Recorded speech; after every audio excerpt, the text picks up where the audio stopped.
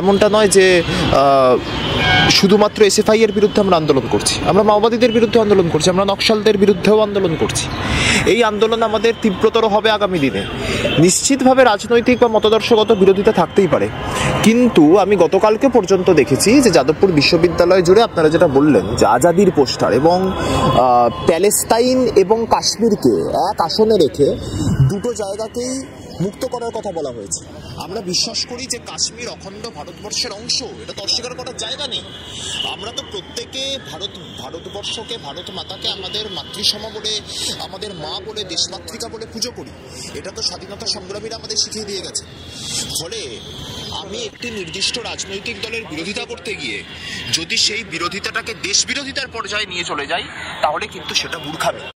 বাংলা হান্টের আরো খবর দেখতে নজর রাখুন। বাংলা খবর মানেই বাংলা হান্ট।